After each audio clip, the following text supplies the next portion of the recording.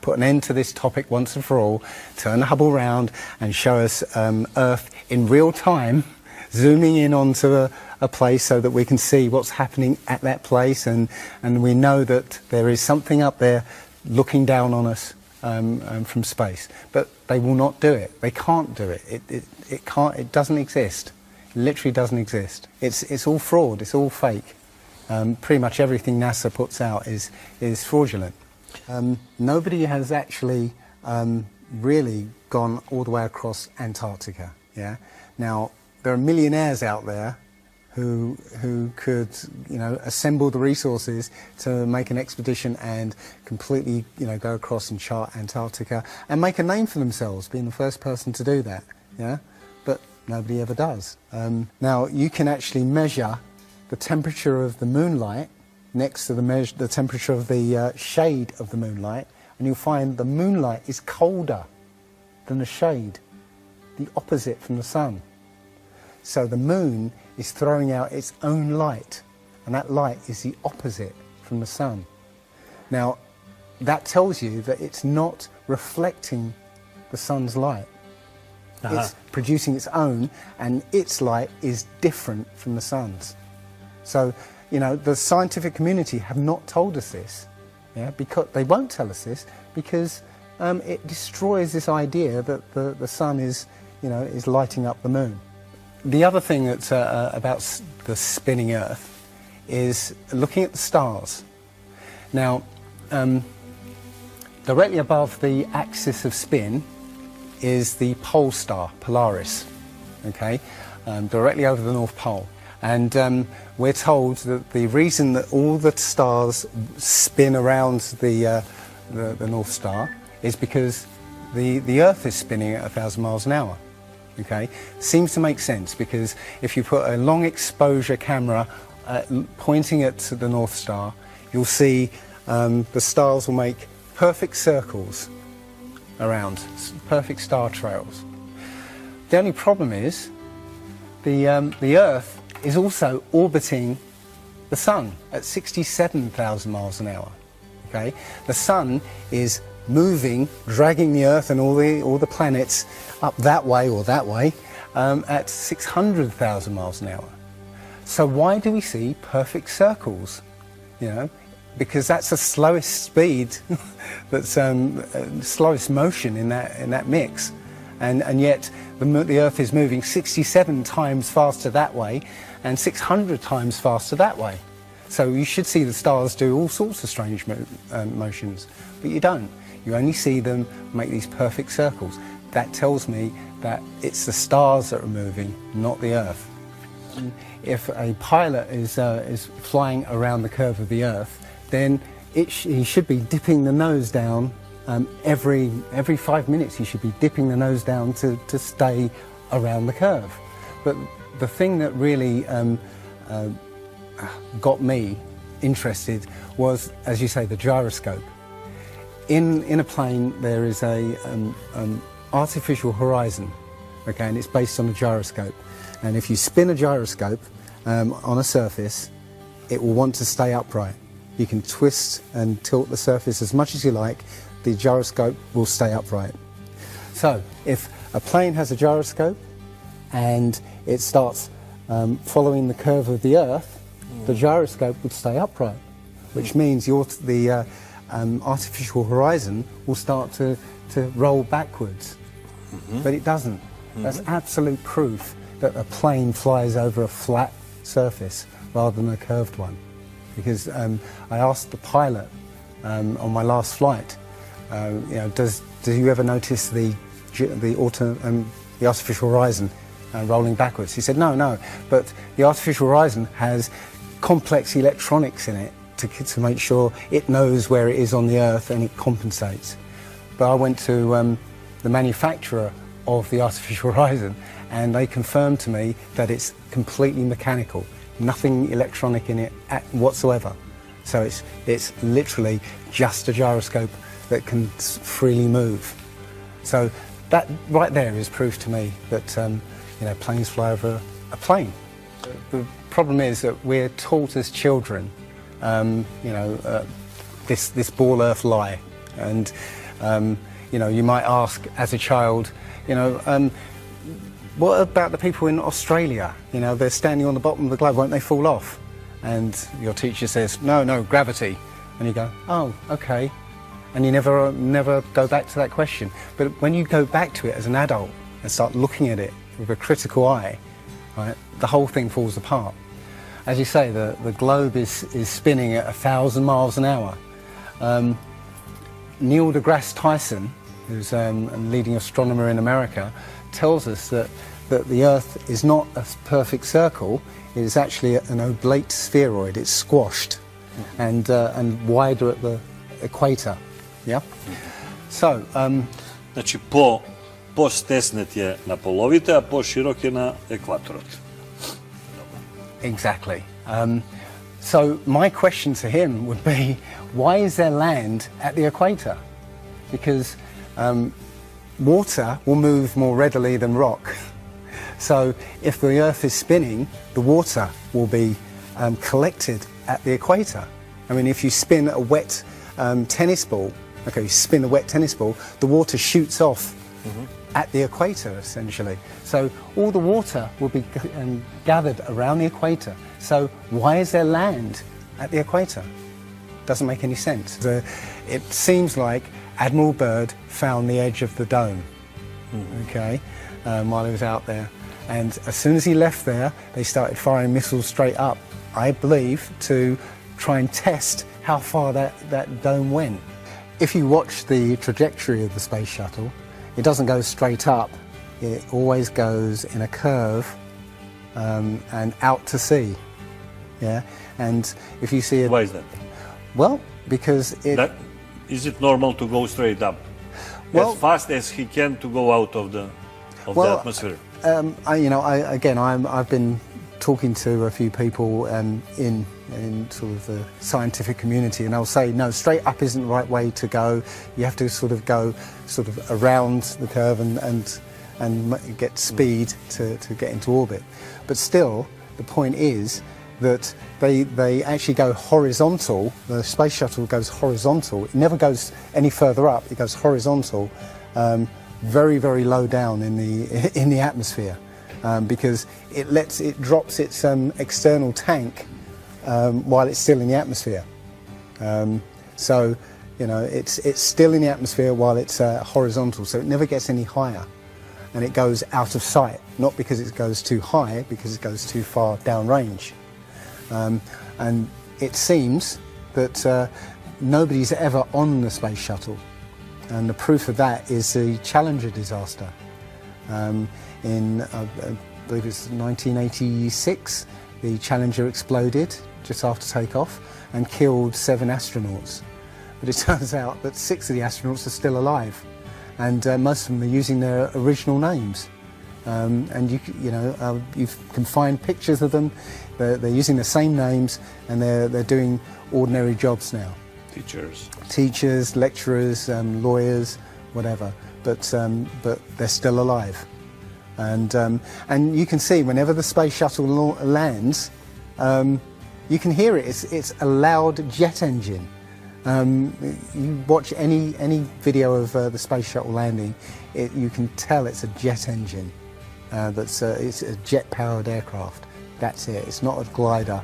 In my video, I show you a glider, how that seems, and then I show you the space shuttle, and yeah, it's not a glider. It's an aircraft, and that's what they're fooling us, taking billions of dollars in, and giving us images and fake planes for that 10 billion, you know, however many billions of dollars it is. That isn't the first thing that's been hidden over the years. I mean, we're all driving petrol cars. because 100 years ago, the Rockefeller family basically cornered the market on oil, and the car industry was going electric.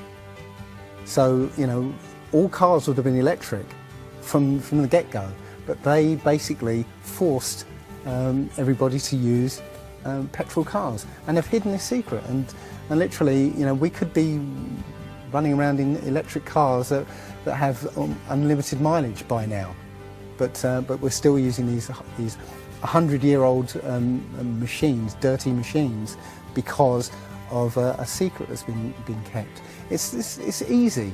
If everybody's been trained into believing that this is real, right, and there's space, and it's within our interests to explore space and you know, go to the moon, go to Mars, yeah, people will pay for it, and they're making billions. And yeah, there's more to it, because I believe there's a big deception coming, and it's to do with aliens, because now, since Roswell, 1947, that was the first time anybody had ever understood the idea of aliens. But since then, we've been bombarded with science fiction and the idea of aliens, and most people believe there are aliens out there.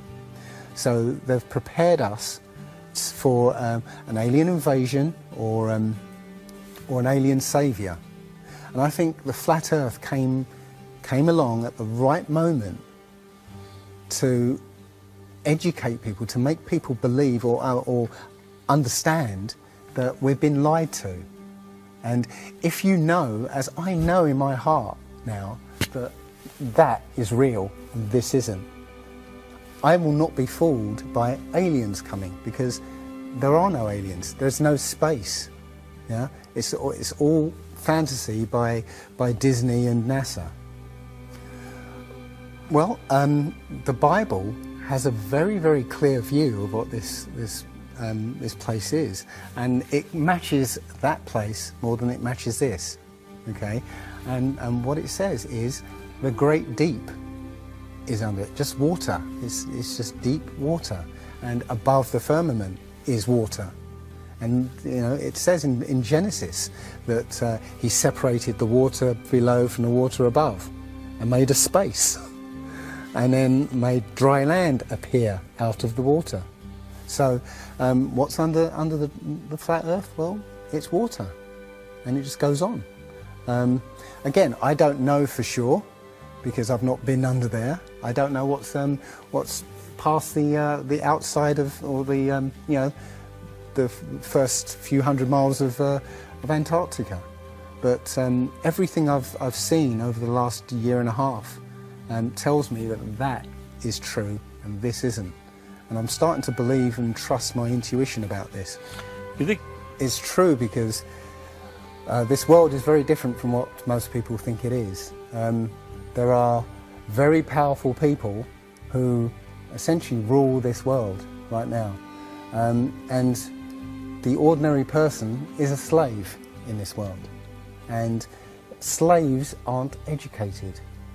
You know, they're taught what they need to, or you know, they need to know. That's it. They're not taught truth. They're taught what they need to know.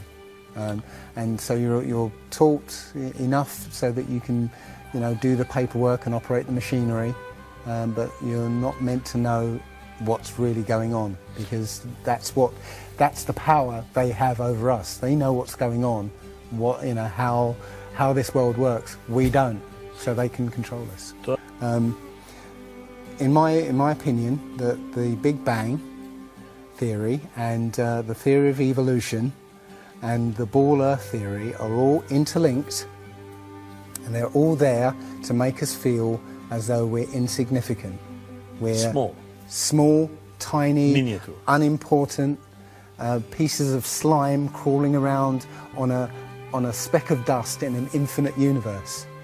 If that's true, and there's no purpose, there's no meaning to anything, then our owners can do whatever they want with us.